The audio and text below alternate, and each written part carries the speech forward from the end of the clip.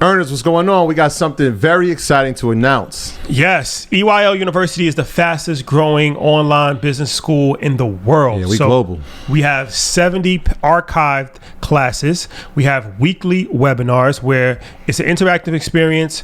You get to ask the professor's question as he's actually presenting. It's all done over Zoom. And it also includes our private real estate Facebook group. It also includes access to our movie club, access to our book club, and real estate break bread session bi-weekly with MG, the mortgage guy, where he discusses a broad range of real estate topics. Yeah, you're getting all of that. So don't wait, don't hesitate, don't play yourself, reward yourself, invest in your education, invest in yourself. Head over to EYL University. Yeah, so we are running a special promotion right now for 40% off of the annual discount. All you have to do is go to EYLUniversity.com and enter the code SOCIAL, and you will get 40% among checkout. Yeah. See you soon. Peace.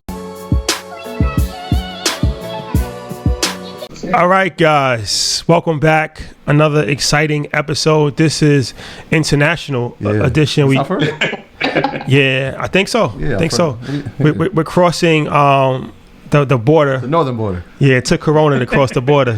It took Corona to cross the border. So, you know, we have a very large listenership in Canada. Mm-hmm. Shout out to Toronto.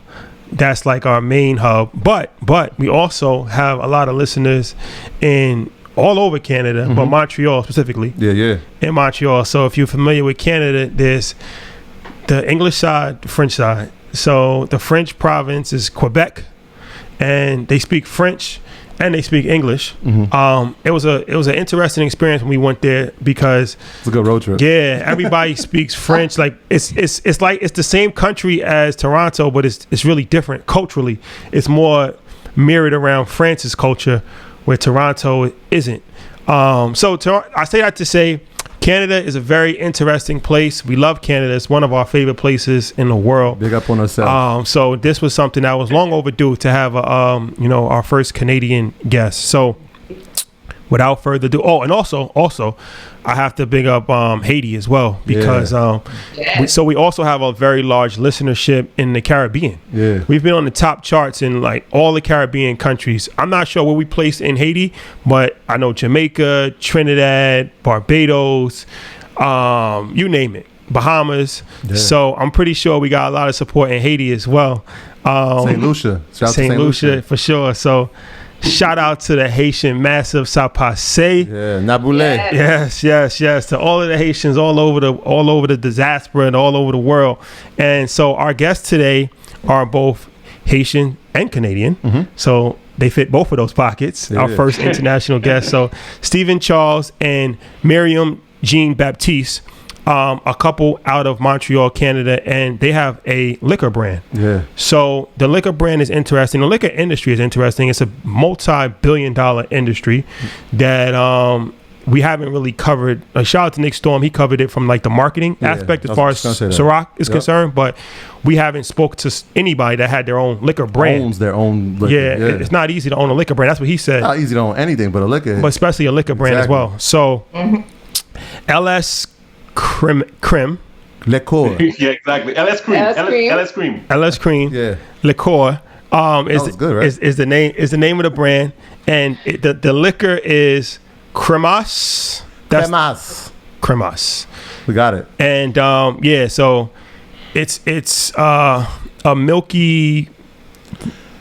It's like a holiday drink that is, and yours is filled with nutmeg, which makes it very unique.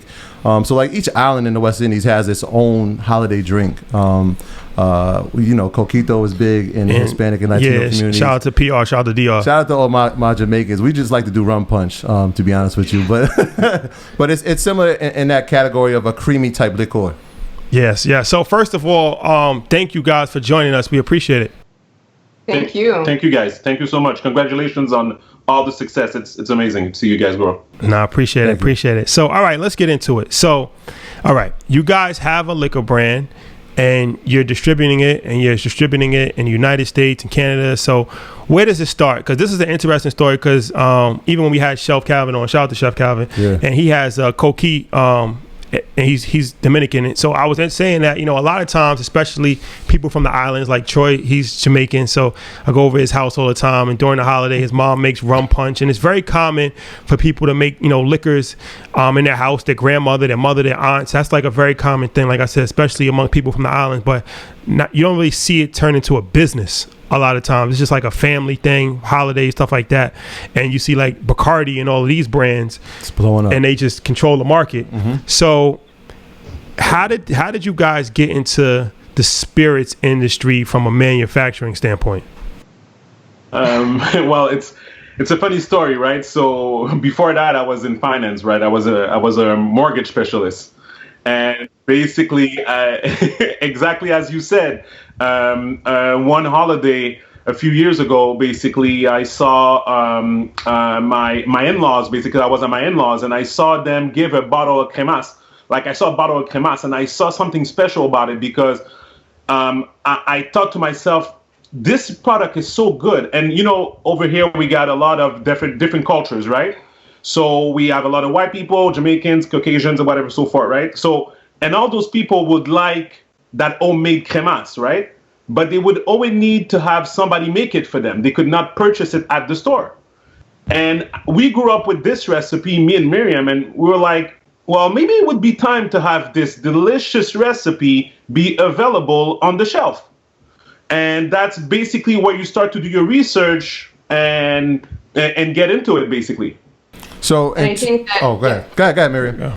No, I was just saying that it's really the fact, I think what really sparked our eyes was the fact that it was not only those requests were not only coming from like our Haitian friends or Caribbean friends, like our Italian friends were like, please, ask your mom to do a bottle for me. Please ask your grandma to do a bottle for me. So there was definitely a niche there that there was a gap that we needed to fill. So yeah, I think also when it comes into like going to that market, first thing we looked at was the cream category was pretty dormant when you think about it.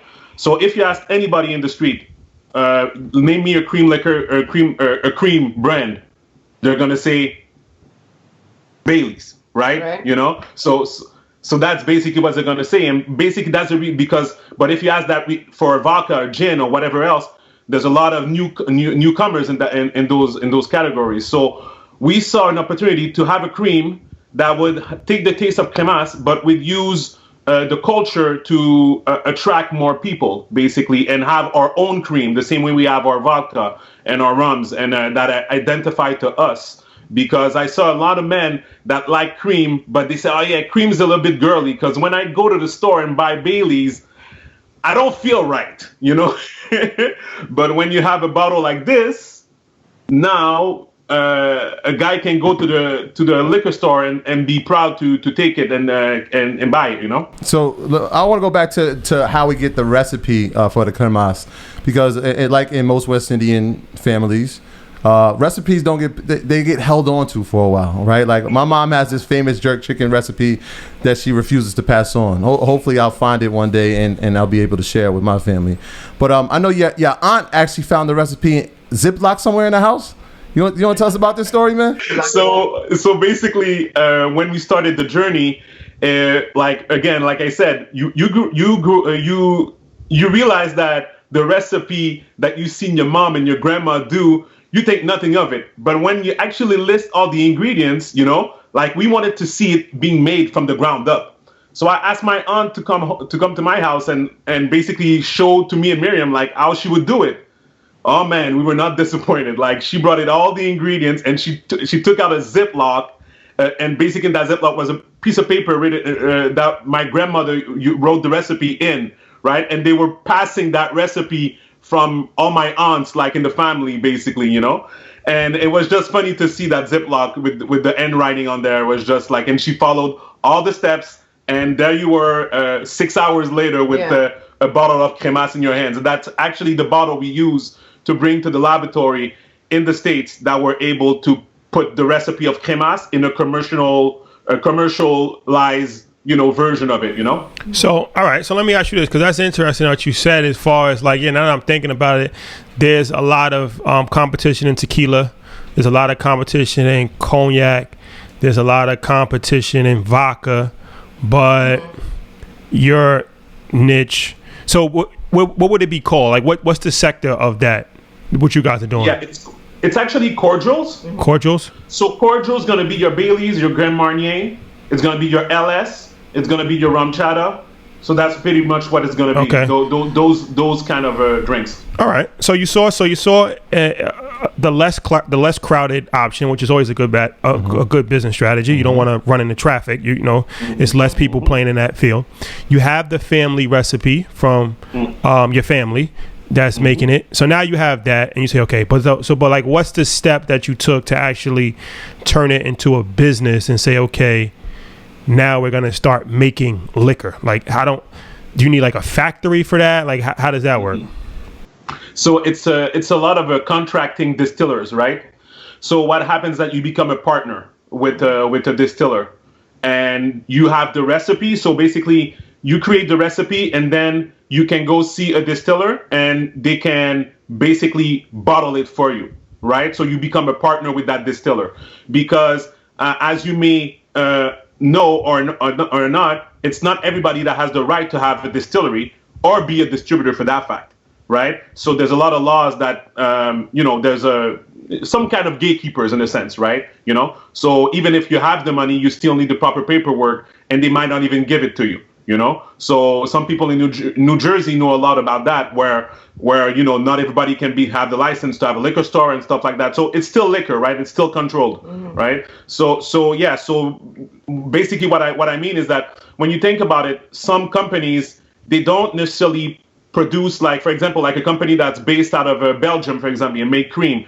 They're not necessarily gonna make the cream in Belgium and ship it over here. They're gonna take the recipe, mandate a company here, and do the same recipe here. That way, for the transport and for everything, it might be less expensive. So do you have to trademark the recipe? Yeah, so that's a decision that we took not to do it. It's simple because it's the same thing as Pepsi and Coke, right? So their recipe is their recipe, and basically you can always, put a little bit more sugar, a little bit more salt, a bit more this, a bit more that, and you can copy that recipe fairly easily. What we did, however, we did trademark the logo and the bottle. So LS Cream recipe can only be sold in that specific bottle.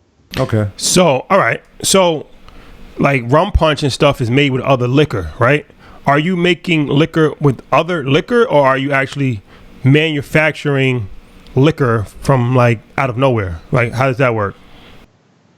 Yeah, go ahead. No, go ahead. Okay. So basically, we purchased the liquor and the alcohol in bulk, right? So, and then we're able to ship it to our partners that help us with the cream, and then we mix everything together based on the recipe, and then we ship it to the bottling factory, and then they're able to bottle. Okay. So you got the distiller and the bottling factory. What type of cost are we talking for somebody who would be trying to start that?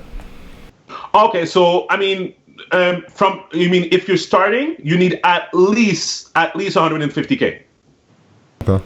So you said earlier, sorry about that. You said earlier that it was really hard to get into the liquor business. It's crazy how many barriers that we have to like open doors and force ourselves in. And we do understand why people don't necessarily go in that type of industry, because first of all, it requires capital, right? Steve and I were not necessarily like from that industry, so we had to do a lot of research on our side. We had to learn the process, and let me tell you guys that it wasn't easy, but we pulled through, tried to get as much information as possible, and we were able to just go on step by step and make a product that's actually sellable. And the only thing I'm gonna add. Oh, sorry, Troy, you want to say something? You go. Okay, yeah. Okay, because because what I want, it's because of the minimums, right?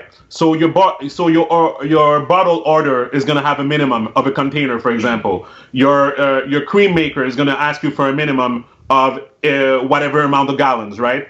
And that makes basically the amount, like at the end, be a high amount, basically. That's basically the reason why it costs so much. It's not because you have a lot of stuff to pay. It's because you have to pay 4 different entities a lot of money to be able to start, because they're not gonna deal with you if you say, oh yeah, I just want to bottle 10 cases. You know, you're like, okay, see you when you can do at least 1,000, you know, or like 2,000, you know. So, okay. So like for rum punch, let's say like if somebody wants to start a rum punch brand, right? And they're making it out of like a variety of like other liquor. Like they might put Hennessy in it. They might put whatever, right? So they put different liquors in it.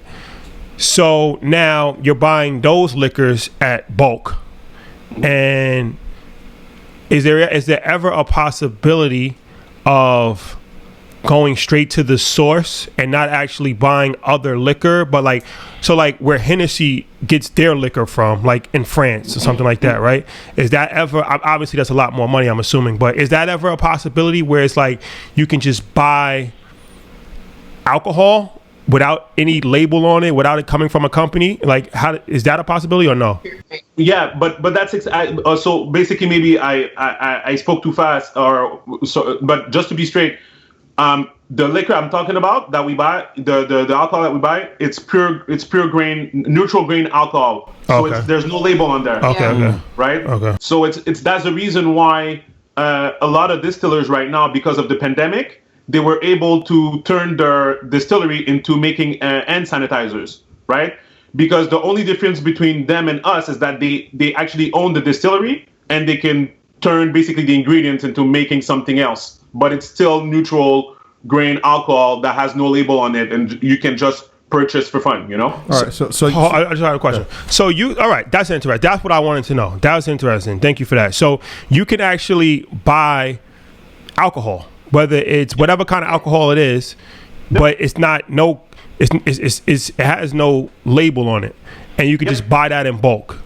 Yep. And there's factory, like where do you do that at? Like there's just warehouses that just sell alcohol.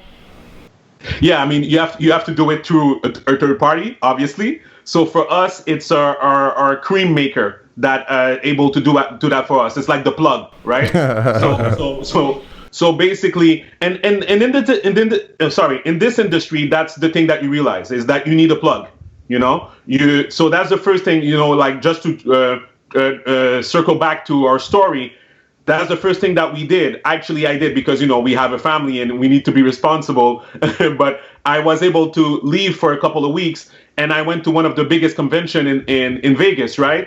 Where all the industry is there, and I was able to squeeze my way in, because even if you're willing to pay top dollar, they're not going to let you in if somebody's not backing you. What's the name of the convention? That was actually where I was going next. Yeah, the Las Vegas Spirit Tasting, right? What is it? The biggest tasting conventions. What's the name of it? In spirits. WSWA. And that's actually where that convention we went back, and that's actually where we made LS Cream enter competition in the cream category, and we won actually the gold medal in 2014. That was like the beginning of our traction for the brand and so forth, you know. But all of that we wouldn't learn if we would have not went to that convention, you know, and seen the things that we've seen and you know, shake the hands that we shook, you know. Yeah. So go ahead, Myriam. Yeah. No, I was going to say, once we actually won that medal, so that's when people because we didn't even have one bottle on the shelves for sale yet. So we entered the competition, won the gold medal, and then we started getting calls from the SEQ, which is like the government-owned distributor in Quebec. So that's when they called us and they were like, okay, well, we need to have some of that product. We heard that you're making noise over in the States, so let's see how we could get you in. And, you know, the SEQ is one of the hardest distributors to get into. So that really gave us like the stamp of approval for other distribution. Yeah. So literally, like, those were my next two questions: the trip to Vegas, and then the SAQ. Because like when I googled SAQ, the first thing that came up was Saquon Barkley. I was like, yo, come on, man. Like, so really, the SAQ is like the Quebec Alcohol Corporation. Like, they run what can be put out in alcohol shelves. Yeah. So for the people that know the verbiage, in the States, they call this a control state. Mm-hmm. So you guys have Pennsylvania, for example, that's a control state. So basically the state buys the liquor, they put it in the stores, and then you go ahead and go buy it, right? I think Virginia is like this too. And so that's why most liquor companies are going to start in Florida, for example, because Florida is pretty open.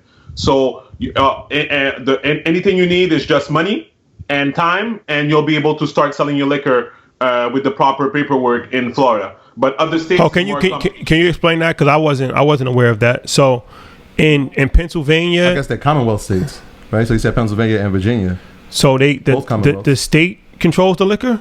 Yeah, exactly. There's 13 control states in the 50 states, and basically Pennsylvania is one of them. I think Virginia is one of them. And the reason I don't know them by heart is simply because they're so hard to get into. We're focused on the ones that we're in, which is New York, which is New Jersey, California, Florida, and those states are fairly easy to make. That's where everybody starts.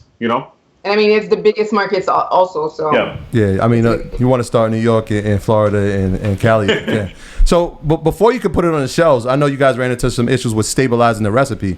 Can you talk about what that process is like? Because I don't think I didn't even fully understand it until I read into it. You talk about the stabilizing and the importance of stabilizing a recipe. Yeah.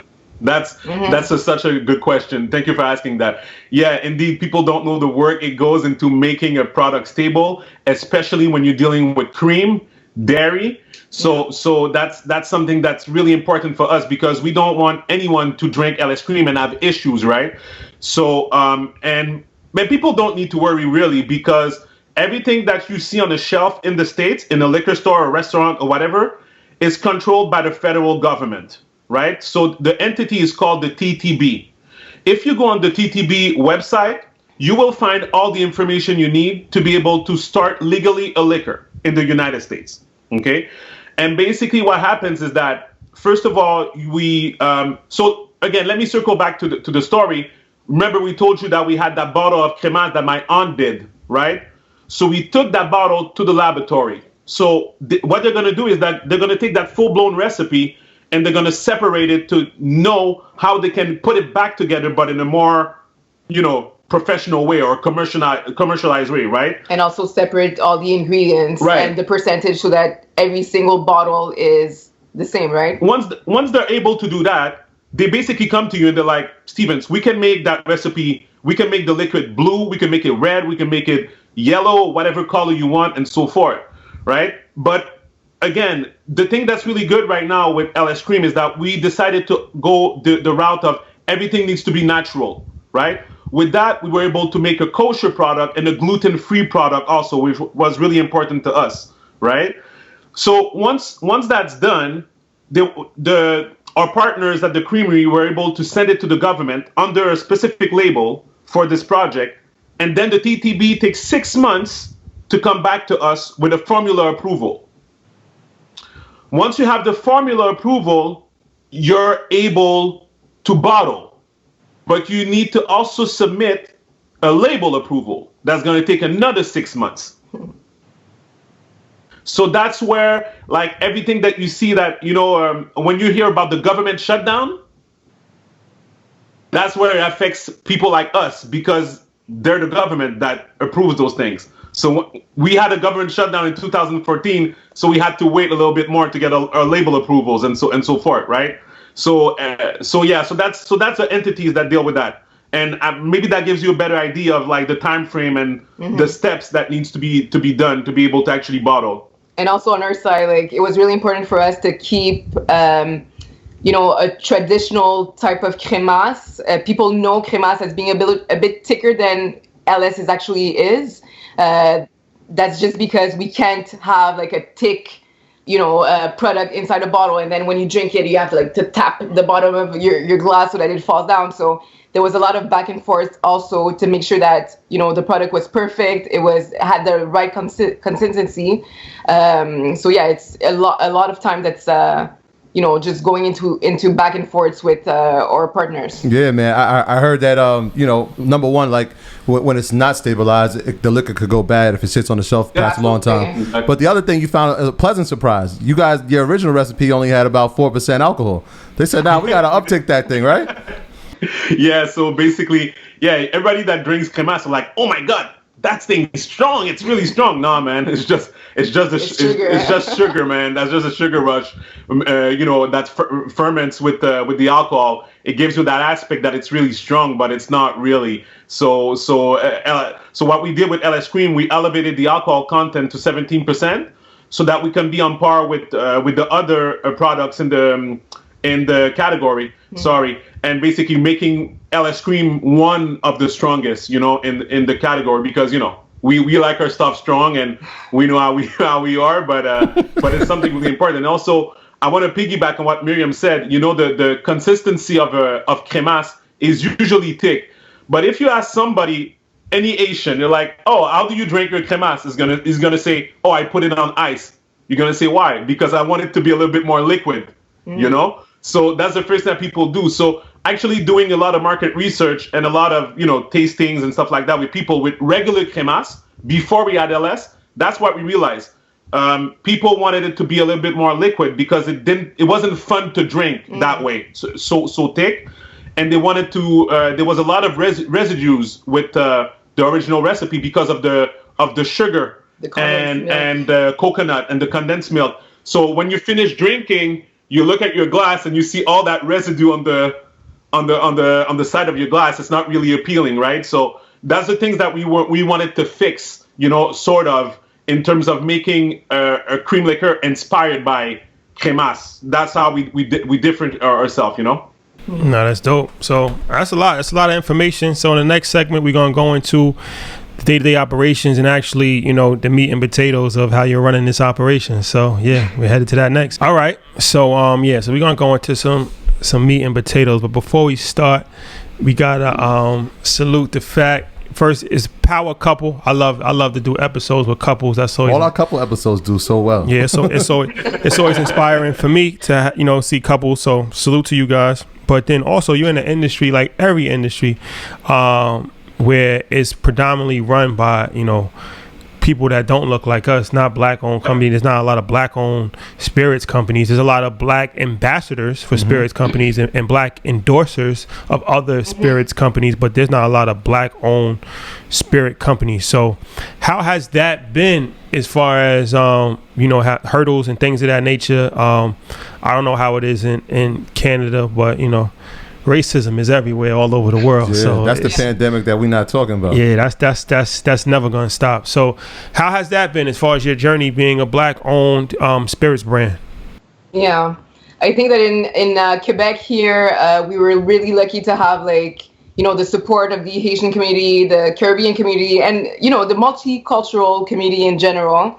So I mean, yes, there were some hurdles, but I think that one thing that we want to have people take away from this conversation is really we need to get educated, right? We need to, especially in the alcohol industry, we know how our community love their alcohol, right? Everyone loves to drink, but it's when you guys go to the liquor store next door, make sure that you grab your bottle of wine, make sure that you ask, is this, do you carry, let's say, the McBride Sisters, which is a black-owned brand? You want some rosé? Do you carry La Fête Rosée, which is owned by exactly a black CEO? This is a premium liquor, a premium wine, a premium rosé, comes from Saint-Tropez. This is really very nice, wine to drink. So people need to get educated. And after your work, I don't know, you want to unwind. Normally people go for Baileys. Well, now you know that LS Cream is black owned. So it's really people need to get educated just to understand the impact that buying from black-owned companies will have on the community itself. So, in general, that's really what we want you guys to take away in the audience. But at the same time, especially in the States, it was really important for us to penetrate that market so that we, open the doors and have a table where everyone that looked like us could actually join and be part of the journey. So that's really a mission that we really want to happen, and that's our mission. Yeah. Salute. If I may, go ahead. Yeah. I think it's funny because I love talking about this subject because the love has been real. As you guys said, as we all said, starting a liquor business is not easy. And actually, because you have to please a lot of people. You have to please your distributor, you have to please the retailer, and you have to please the customer, right? So after you're able to make that sell into the store, you need to actually have people go in and buy in the product, right? So in Quebec is where we actually made a lot of sales. The reason is simple, is because the ACQ, they have 400 stores across Quebec, right? That are really beautiful stores, a lot of distribution. So we were able to have quantities go in there and sell out really fast, right? In different points across the whole province. So there was a lot of people, a lot of white people that bought LS Cream, a lot, because in Quebec, me and Myriam were seen as this couple, a Quebec-based couple that started a liquor. You know, that's the whole prerogative, right? So people see that we're black. So for white people, it's like, oh my God, this is so fun. This is the equivalency of what they want. People that assimilate, quote unquote, to their culture in a sense, you know? So they're gonna go ahead and support that. They're gonna be like, okay, this is the kind of black people, quote unquote, that we like to support, sort of, you know, and such. In the States, it's a completely different prerogative, because over here you guys are doing really well on the business aspect. You know, in Quebec, we're an anomaly, completely. Like, we're actually the only black-owned brand in the ACQ right now. The entire country. In sense, like, you know, like that's totally minority-owned and so forth. Like, at least in the States, you can say there's a couple, you know. But yeah, I mean, but there's also a prerogative at the whole point. There's also a lot more people in the States too, so I don't even know if I don't even know if we're doing. I don't know if we're doing that much better, because it's like outside of, you know, shout out to Hove, 100% black owned champagne with Ace of Spades, boy, he's a billionaire, you know, that's different. Yeah. But I don't know too many. You named a few people I wasn't aware of. Yeah, shout out to Kenny Burns. Shout out boy Kenny Burns. Shout out to Kenny Burns. That's a story that everyone needs to go and research, because it's amazing. I mean, you know, what's her name? Fawn Weaver. Sorry about that. Fawn Weaver, which is an amazing African American women. She's like, I don't know. I don't even have words to I respect her. Boss. Yeah, for sure. She's the one that actually revealed the story of Jack Daniels, the whiskey Jack Daniels, and she went on afterwards to open her own distillery, and now we have a fully black-owned whiskey. You know, so that's the type of things that we need to do so that we have more people on our table. So I know y'all met in business school, right? And obviously you did the research into this. Were these the people that you were looking to as inspiration? That we could actually do this. Mm-hmm. My inspiration was Jay-Z. That's it. You don't say. My inspiration was Jay-Z. Like, at a young age, I mean, I had two major inspirations on my side, because I've been. Myriam, she's not gonna say it because she does a lot for the business, but I'm basically the whirlwind in a life that just took it in. Yeah. But I've been on the business side since I was 6 years old. So like I was doing comic books and selling them to the people in my class and stuff like that.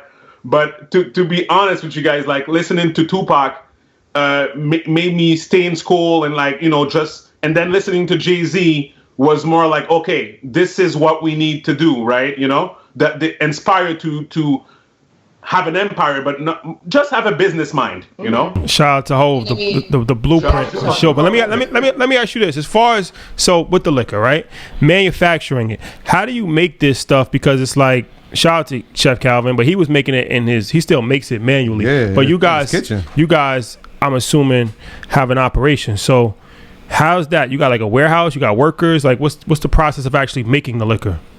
Yeah. So the process is that once the cream leaves the facility, okay, it goes to the bottler, okay, and then at the bottling factory, at the bottler, everything gets bottled. The caps. So you need to have the bottle, you need to have the caps, you need to put them together. You have to put the liquid inside and then put it together, right? We're fortunate because our bottle LS Cream is custom made. I mean, it costs a little bit more to have a custom made bottle. But our labeling, it's already printed on the bottle, right? So we don't need to apply labels. So that would be another step to do. But regardless of this, once everything is bottled and ready to ship, we actually ship to our warehouse. We have one warehouse in Miami, another one in New Jersey, and the other one in California. Now, when I say that we have a warehouse, it's not exactly that. You need to have an approved warehouse where you can share with other liquor brands, right? So one closest to you guys in New York is called Western Carriers. People that are interested into liquor can look into it. Western Carriers, I think, is the side of 15 football fields, okay? Huge. And it's completely huge. And inside this warehouse, you have a section that is also unbonded territory, which means that you actually have border patrol agents within that factory that protects product that are not tax paid yet, right?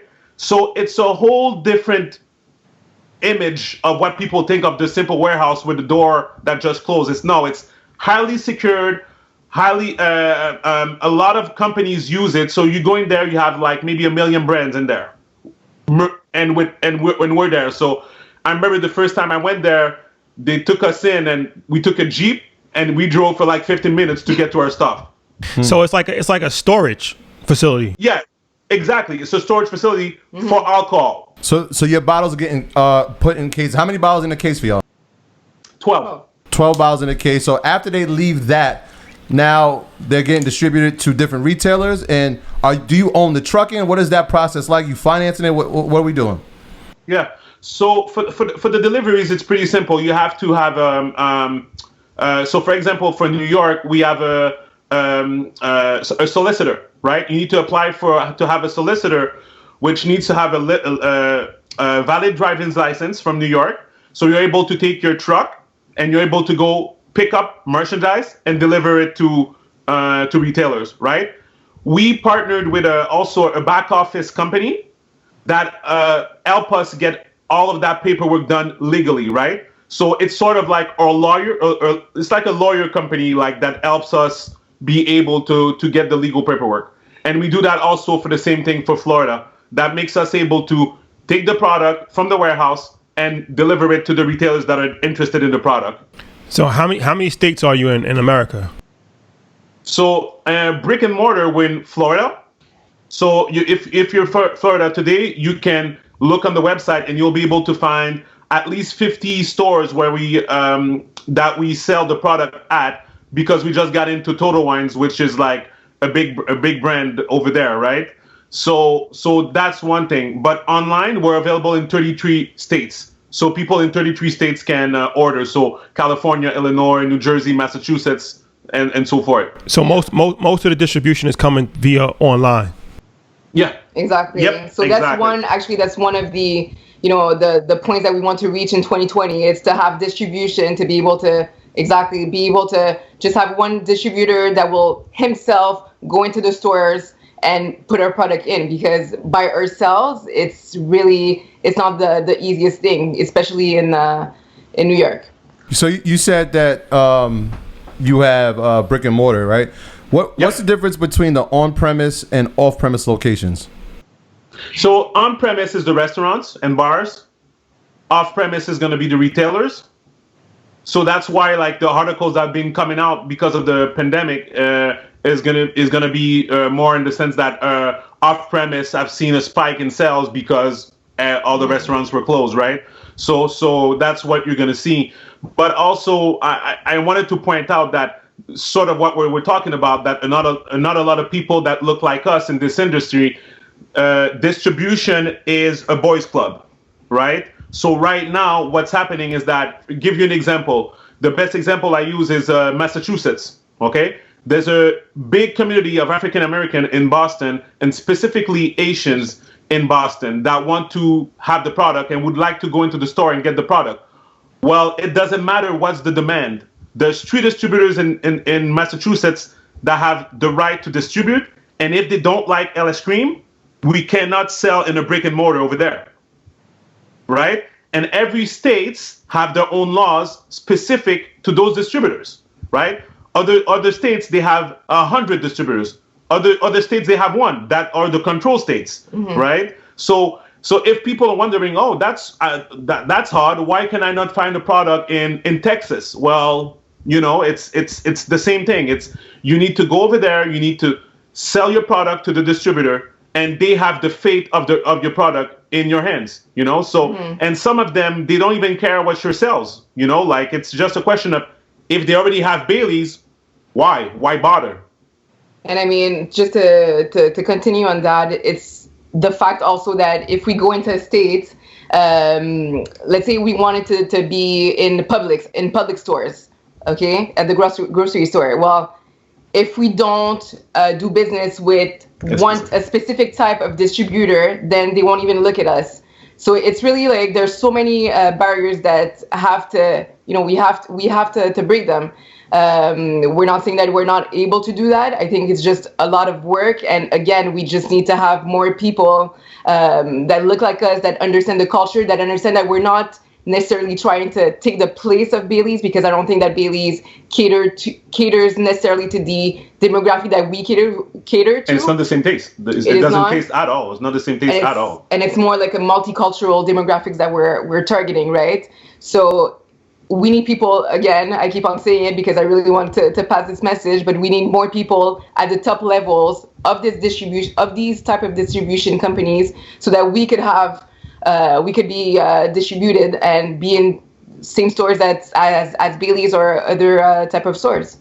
So out of the 33 states that you're in, right, we won't include the 17 that you're not. Which ones have had the toughest? I know you mentioned Virginia and Pennsylvania. Which ones have had you've had some real issues getting, like it would be tough for somebody who's trying to distribute in?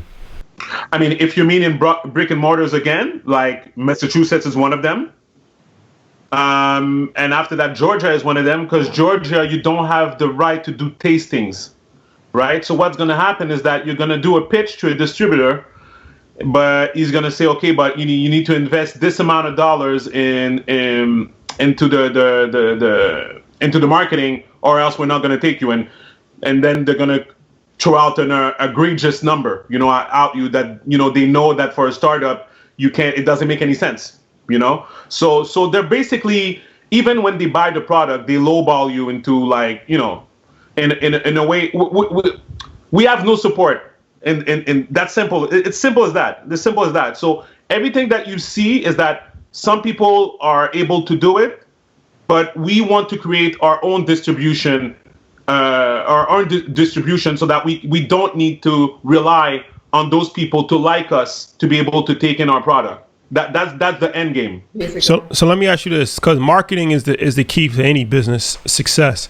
So how do you guys market? Because especially with liquor, we've seen marketing, through social media, but mainly what's really helped these brands has been artists, rappers, music, and in America, the musicians have really pushed the needle. If you look at a brand like Ciroc, if you look at Hypnotic, and a lot of episodes that we've done, once again, shout out to Nick Storm, but Hennessy, once artists start to champion these brands, even going back to Cristal Champagne.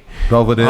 Yeah, if anybody's not familiar with the Cristal Champagne situation, Cristal was a champagne brand for years before any rapper started to champion it. And it was like, they was a decent sized company. But then when, rest in peace, Notorious B.I.G., when he started rapping about Cristal and the gold bottles, and then Jay just kind of took it to the next level, and then every rapper in the late 90s, early 2000s, they had a Cristal bottle, and their business skyrocketed like 1,000% in a few years, and it was directly related to hip hop.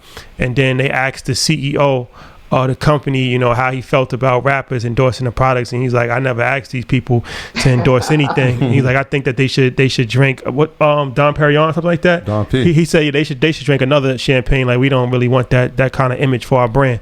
So I say all that to say, it's unfortunate, but we have a very large cultural influence, and a lot of times is used for the wrong company, for the wrong people. So what kind of marketing have you guys done, and have you used influencers, whether it's musicians or athletes? I saw you got a heavyweight a boxer that Real man. Yeah, there's a lot of boxers in Montreal. Yeah. What's the Pascal. Charles Pascal. Yeah. So yeah, what's your marketing plan? Yeah, exactly what you said. Influencers, linking up with artists. Pretty much the goal. But again, I think we don't want to go too fast because we could ink a huge artist right now. It's not going to do us any good because we're not everywhere yet. We want to be so that people can actually turn around and go get the product. Right now, we're still in the phase where we're using social media platforms, social media ads to let the people know about the product, and it's been working. Just because of COVID, we flipped around, focused on internet sales, and it works. So people are buying the product, and that's a rare feat because when you think about it, buying alcohol online, not everybody you know around you do that, right? So we've been able to sell a lot of bottles since the beginning of this pandemic, and people be responding greatly to it, buying 2, 3, 4, even some people buying cases, So that's something that's really for us focused on, and we're going to partner up with the right people when the time is right, because we want to leverage that distributor in jest of that artist, so that everything works together and we can have a proper quote unquote launch. And I think that's one of the main reasons why we know that there's something there with LS Cream. We've done most of the marketing was like from mouth to ear. Most of our first orders from the SEQ and also like in New York in the States, they were sold out, right? And that was with no big marketing campaigns. It was really like, okay, there's this young Black couple. They're Haitian. I heard like the bottle is really nice. They're commercializing Kremas. What is it? Like it was strictly from word of mouth. So we know that there's something there. That's why we keep on pushing. And like Steven said, I think that when the right partner will come in, that's when we're just gonna go ahead and reach for the stars. Dope. So another question that I have is that it sounds like this costs a lot, like to manufacture it and to have warehouses and distribute and all of that. So what's the profit margin? Because I'm assuming a bottle how much is your bottle? How much? So it's right now it depends on the state, right? So if you go online, you'll be able to find it at between $17 to around $23. It depends on the state, right? Same thing as if you go into retail. Yeah. So is it like thin profit margins in the liquor business? No, it sounds like actually good profits. So it's actually a big margin. So we're talking about around in between 40 to 65%. Okay. Yeah, that's pretty good. It just sound like a lot because, boy, that's a good profit margin, 40, 50%, 60%. Yeah, I don't know. All right. Yeah, I was going to say that the initial investment is a lot, right? But after that, if you keep at it, you can recoup pretty fast what you invested. Are you finding it that your target audience, like the West Indies, you're finding that the cities that have large populations of people from the West Indies, that's where your number one audiences are? Yeah, 100%.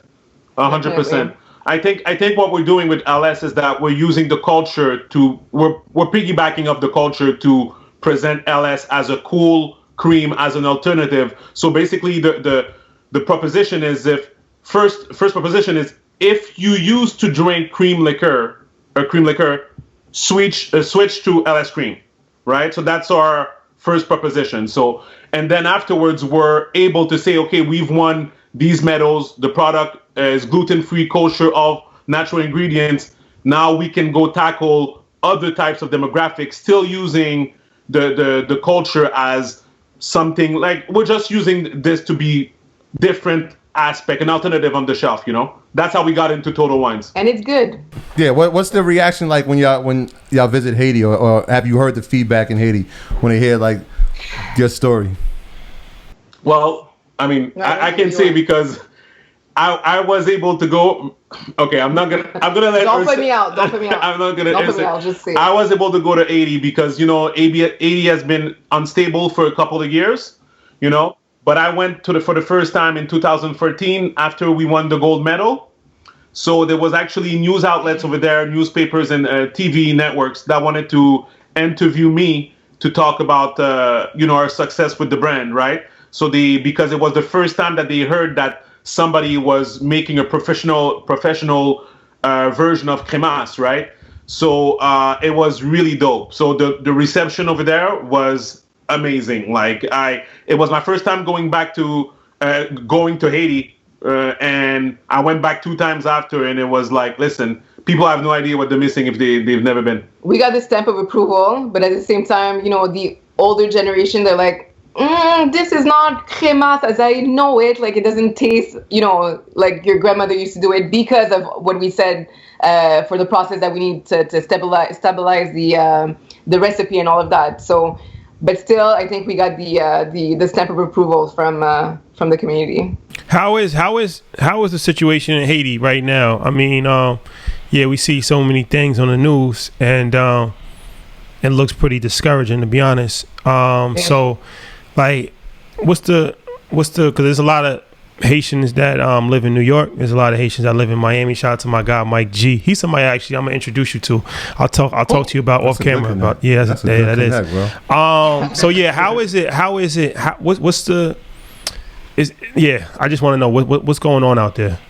I think Haiti is, they're struggling over there, and I don't think it's easy.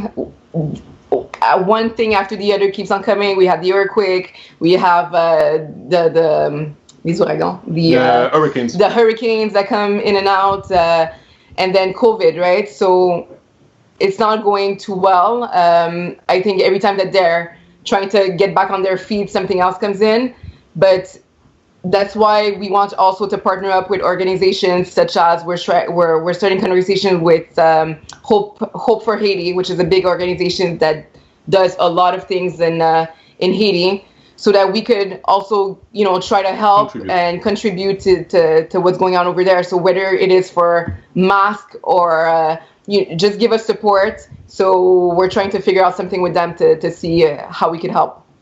All right, yeah. Once again, salute to Haiti. So, all right, in the last segment, we're gonna bring it home. We're gonna talk about the scaling model moving forward, and I think we're gonna do a tasting as well. So, yeah. Let's do it. All right, so we're gonna start this segment off with a first time ever Earn Your Leisure situation. We're gonna do a taste testing. Now, this is 100% organic. We have not tasted the product yet. They sent us a few bottles, but we didn't get a chance. Still frozen. They thought that's a fact. The bottle's frozen. You can see the bottle's frozen. It was in my freezer. Yeah, we have not got a chance to sample the product yet, so we doing this direct. We doing it straight online. Yeah. And we're gonna do it. This is like I said, we did. It's a first. A first, yeah. Shout out to Al Harrington. We did his company. I don't smoke, so I didn't sample any. have nothing for us to sample. I didn't sample any of his edibles. I don't smoke. I barely drink. I hope my parents aren't watching this. I hope mine's off. So, but on occasion, on special occasions, I'll cheers. So, cheers. Cheers, Salud. guys. Thank you again. Nah, it's elite. That's elite. I like that. That's elite. I like this. Drink champs. This turned into drink champs. Oh, we about to get loose in here. It's about to get loose in here. Let's do it. Nah, that's elite. That's, I like that. Nah, I like that. That's a nice it's like a coffee blend. Like, yo, it's dope. My wife said we're gonna put that on our French toast tomorrow. Nah, this a vibe. She said don't finish. She said don't finish it all. I said all right. Oh yeah, French toast. It's a vibe. I'm not gonna sit here and hold you. This a vibe. I liked it. I like it. So, talking about Canada. All right. So, are you guys more focused on growing the business in America, or are you more focused on growing the business in Canada, or is it a combination of both? It's a combination of both, but Canada is 35 million people. United States is 350 million people. So, of course, like any logical businessman would say, like the US. I mean, the goal was always to make it in the US, and that's what we're on the stride to do. Canada was just, Quebec specifically was just, like some kind of a detour, if you may, because again, liquor boards are really hard to get into. And we got really lucky because the buzz we were making in the States. So now this is a story, right? So a couple from Canada, from Montreal, that starts a liquor needs to start in the States because it's so hard to get in their own home, to get in, because over there, you talk about a boys club, it's basically media pressure that put the product on the shelf over here, right? So basically, our goal was always the US, always. So yeah. But we're still grateful 100%, to have had the opportunity to have our products at home and on the shelves of the SAQ. Yeah. Are we thinking about? I know the United States is obviously international for you guys, but what about across the pond? There's a large West Indian population in the UK, specifically London. Yeah. Africa, that's a continent. I think seeing something like this would be aspirational and could be beneficial. Yeah. Is that something you guys are looking forward to as well? 100%. France, UK, a lot of conversations, but we don't want to stretch ourselves too thin. So we have a couple of key milestones that we want to achieve in the States before we even consider shipping abroad. So in terms of logistics, we don't think that we're ready to do that unless something major would fall on our lap. Distribution again. But in terms of scaling the business properly, we think we need to achieve those milestones to be able to be able to target the UK and France. So okay, are you guys all right? So as far as the provinces, are you able to do business in Toronto, which is Ontario? The LCBO is the same thing. So you know what? It was actually the ACQ and LCBO are pretty similar in the way they run their business. So it's a one strike you're out kind of mentality over there. So we knew going to the ACQ, which is in Quebec, our home, that we were going to be a success, right? And we were right. So first order sold out, second order sold out, and so more. So until right now, where the product is in a large majority of the stores, and now people are buying, it's selling out, but they can reorder at the same time from their warehouse. LCBO, if we go in there and we're not able to, how can I say this, do the home run from the beginning, they're not going to reorder afterwards, So we know that Ontario, they like a lot what's going on in the States. So we're making it a success in the States before going to Ontario. So the same way Ciroc did, right? So Ciroc made it a success here, and then they went to Ontario, and then boom. Earners, we have to take care of you, right? So here's what we're going to do. Head over to creamls.com right now. Use the code EYL at the checkout and get 10% off your purchase. That's right, 10% off your purchase when you go to creamls.com right now. Tell them we sent you. Peace. Yeah. Well, I'll tell you what, if you're interested, hopefully this time next year, everything will clear up. We have a pop-up shop in Carabana, EYL. We were supposed to be there. We'll have LS as the official liquor sponsor, and that'll be crazy. That'll be a whole vibe.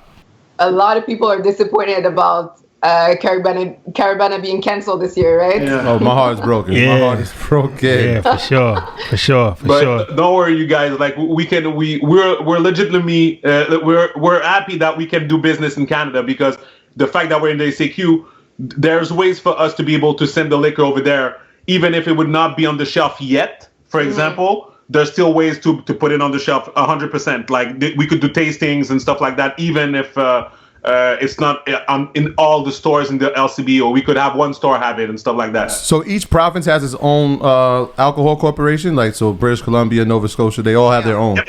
So you have to go through this process for each one. Yep. Exactly. And Vancouver too. British Columbia. That's British Columbia? Yep. Shout out to Vancouver. We got some love out of there too. So, all right. So this is interesting too, because how has business been during this pandemic? Because I was in Brooklyn. Shout out to BK. That's our biggest market in the world. Yeah. Which also has a lot of Haitians in Brooklyn, a lot of West Indians. Everybody in Brooklyn is West Indian. More Jamaicans in Brooklyn than actually Jamaica. Yeah. Big fat. Yeah. Wow. Brooklyn is heavy. So when I was in Brooklyn, like right around the start of the lockdown, we in New York. So if you're not familiar in New York, we're still on lockdown. I don't know when this will come out, but we'll probably still be on lockdown. And it's like one of the strictest in the world, because we have one of the worst. I think it is the worst in the world as far as Corona is concerned. But only a few businesses are left open, which they deemed as essential businesses. Liquor stores have been left open. We laughed at that. Yeah. We're like, yo, really? Yeah, liquor stores have been left open. They're essential businesses. And I went to the liquor store like right before that announcement was made, like early in March.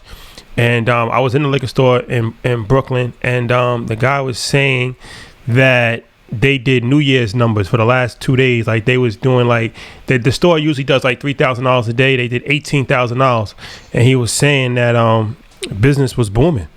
So what I realized is that I guess the reason why they deem these liquor stores essential is because people need some kind of outlet to to get away from like staying inside all day. So how has business been for you during this pandemic? It's been great. So basically, we saw an influx of sales in all the stores in Florida and online. So basically, if you compare it to last year, like it's a no-brainer. But I think it's just a question of people making reserves, right? So because they don't know what's going to happen, they say, hey, if I get stuck home, I want my liquor with me. The same way they want their toilet paper. So like you've been watching our news. Yeah, exactly. Yeah. So they really see it the same way. So it's gonna be liquor and toilet paper for them, and they're gonna be good. I mean, like, there's a lot of people that are seeing this pandemic. It's hard on everyone. It is still hard on us, even though we were able to pivot. But I mean, I think it's also a type of blessing. Okay, a type of blessing, just because we were able to like focus, refocus, reshift, do a lot of PR, get in contact with people, things that we necessarily don't have time usually to do. So at the same time, yes, it's a hard time for all of us, but I think that we just have to change a bit our mindset and try to take out the positive out of all of that. Yeah, one of the things that I read about and I admire is the fact that you guys are doing mentorship and internship programs, correct? Yep. Because it's not good enough that you make it. It's also good, that you pave a way for somebody else to make it. And that was kind of what we were rooted in. We actually were founded in an internship program, having kids come and tell us about their future aspirations and then going out and finding it. You want to talk about the internship programs and mentorship programs that you guys are part of? Yeah. So basically, what we did is that we did an interview where we spoke about the internship, and basically what we wanted to do is that we're simply gathering people that sent us the resumes, basically, and we're based at it was a little bit prior to COVID, right? But we're still getting the resumes, and we're gonna contact them. We're gonna do basically interviews with them and see which one that fit the most. And some of them are gonna come on the boat basically with us, and they're gonna see the rise and grind of the liquor business, And we just want to be models in the community over here in Montreal and be able to help people that are in need, because we have those emails and those DMs, we have them. And I mean, like, we've been going to schools, also talking to the youth, just sharing our story. So that's been a really good thing as well. So. Yeah. And the thing is also, I just want to add, like, I think it's a business, again, that is really difficult to be into. And there was not necessarily any doors that were open for us. We're doing this, we're building this from the ground up. And I think that it's our responsibility after that we break all these doors, that after that we take on people, under our wings and actually help them to go into that business. So it's really, we're doing it for generational wealth. We're doing it for the Black community, for the multicultural community, whoever. But I mean, it's something that's really, really important for us. So let me ask you this: as far as like, we had a vending machine episode, and that's one of our biggest episodes. Mm-hmm. Shout out to Kashif, good guy. And I asked him, like, with vending machines, it's like, I'm like, do you ever feel like you have a certain responsibility? Because like childhood obesity is crazy right now, and it's like, you got a lot of sugar candy. And he was saying, like, he tries to mix some healthy items in there. So I say that to say, liquor is legal, and everybody has a right to drink liquor. But also, obviously, it has a lot of negative side effects. If done too much, anything done in excess, it's going to be harmful. Yeah. But it's had some really negative side effects, especially in our community. So, do you have an initiative, or do you think it's up to you guys to, like, kind of help people understand to drink responsibly, and to do you think about that at all, or? Yeah, I mean, me personally, I think about it a lot. I think it's really important that also we realize that it's more of a question of, like you said, it is legal. But at the same time, we can just add to whatever's being done right now. And inside of our community, I mean, we know that we're not pushing ads to children. We're not making or making it accessible to people that are underage or so forth. I mean, that's where our partners also, like we know that if we partner with the SAQ, they're not going to sell to minors or so forth, right? So we feel comfortable with that. And in terms of the initiative, of course, if we talk to school, we're going to talk about entrepreneurship. We're not going to talk about the joy of drinking liquor, So it's legal age is 18 in Quebec, right? I said legal age is 18 in Quebec, right? Yeah, it is. It is. That's why we get a lot of Americans. They come down over here. but I mean, it is something that we think about, but again, I mean, anything can be deemed, problematic at some point. It's just like maybe except water, I guess. But I think moderation is the key.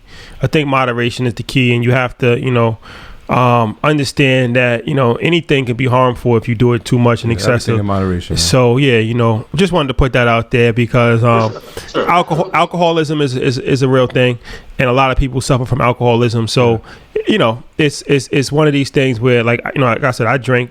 I'm not a heavy drinker, but I do enjoy it every once in a while. But I just think that as long as it's done tastefully, it's done classfully, act accordingly. Drink responsibly. That's the motto. Act accordingly. That's our motto. That's a fact. Really quick, I know you said that business is doing good. The online presence, was that something that you built post-corona, or had that been developed pre-corona? Right, because I know that's something that you're doing right now with a lot of the stores being closed. Well, not closed, but it changing with corona. Your online presence was already something that you had built. So the online presence ramp up. No lie, 100%. I mean, I'm more in front of my screen than I was ever before, producing content for to help us expand our brand. So it's definitely 100%. It ramp up. So we had a good online presence before, but right now what we plan to do, but it's fun because even when things are going to open up more, we're still going to keep that same online presence. So COVID was like a blessing in disguise in multiple facets of the business. Yeah, I know you got the podcast going. There you go. You guys are coming at the podcast. I saw y'all on the podcast. Let's do it for sure. So, and I mean, when we're talking about the stores, we mentioned that we just got into Total Wines, a few stores in Florida. The thing is now, since we're not able to cross the border, we're not able to do tastings, so it's we had to find another way to put our bottles out. So even with Total Wines now in Florida, you could directly order through Instacart. So that's a way that people could still get their bottles delivered right to their doorstep. And yeah, Instacart is really cool. We didn't even know about it before COVID. COVID forced us to know about Instacart. Yeah, there's another thing, and I just found it when I was doing the research for you guys, was Spirit Network.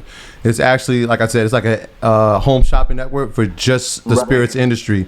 So what it does is you're allowed to create content, almost like commercials or ads that can be 5 to 7 minutes, and it only goes on there, and people can literally shop from their TV to buy out. So that's a really it's a really creative way. Hopefully you guys can be on there, and hopefully the sales go up even further. Yeah, Amazon's getting to the liquor industry as well.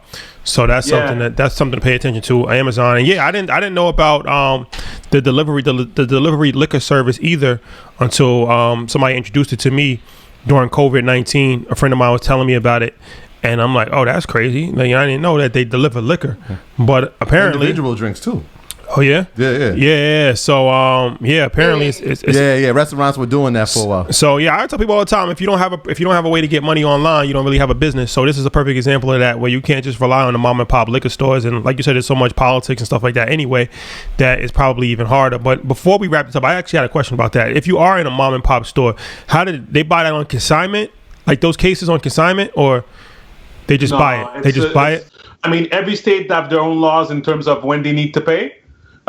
So some states it's 10 days, other states it's 30 days, and same thing for distributors, right? So most distributors is going to be 30 days, but again, every state have their own rules about that. It's it's really complicated. Every state, like for example, like Vegas, it's hyper complicated when you want to ship liquor over there. So just do the test. Go to your postal office, your local postal office. Have a bottle of liquor and tell them to ship it to another state. See what happens.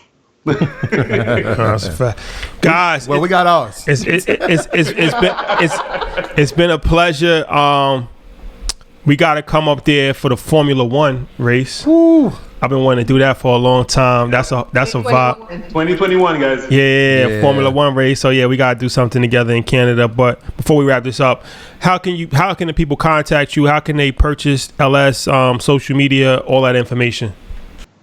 Okay, well, first of all, they can go on the website, creamls.com. So creamls.com, you have all the story there, all the links to buy. You can choose your state. You can choose your city, like in terms of to find a store, like in Florida. So that's the first thing. Also on social media, on Instagram, LS Cream Liqueur. So it's like a French twist on it. But if you write LS Cream, you'll be able to find it on Instagram. We're also on Facebook and Twitter with the same handles. Yeah, that's pretty much the gist of it, I guess. Yep. Troy, housekeeping item? Yeah, shout out to this LS Cream though. This is really good. It's a fact. Everybody on patreon.com, thank you for supporting us for the duration of Earn Your Leisure, man. You our patrons have been amazing. We got a new patron at tier 5, Narik. Hopefully I'm pronouncing that right. She joined at tier 5, so we're happy to have you. Obviously, you know that being a tier 4 or 5 member on Patreon gives you access to EYL University, our online school, the #1 online school for business and entrepreneurship.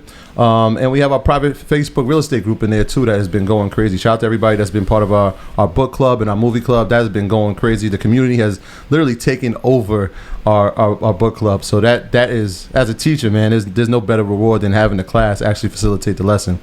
So that is amazing. And everybody that's been supporting our merch on leisure.com, we really appreciate it. We got some new stuff out. We recently just trademarked some things, so be on the lookout. Yeah, for sure. And yeah, shout out to EYLUniversity.com. It's one of the dopest platform for educational learning. And shout out to all of our listeners, once again, all over the world. This is something that we're going to do a lot of. We're going to have interviews with people in Europe, in Africa, in Asia, Canada, South America, all of that. We had it there. We had it to these places. Oh, we're going to physically go there too. Once this COVID situation is up, we definitely going to be in Canada. That's who we can shout out? Shout out to everybody on YouTube. Our YouTube support has been crazy. We went over 80,000 subscribers, and everybody that's been tuning into our YouTube show, Market Mondays. Yeah. Shout out to everybody. And check out Market Mondays. That's our latest stock. That's our new stock show on YouTube, exclusively on YouTube. So yeah, thank you guys for rocking with us. We appreciate it. Thank you. We appreciate it. Seriously. Yeah. Thanks everybody for listening. We'll see you next week. Peace.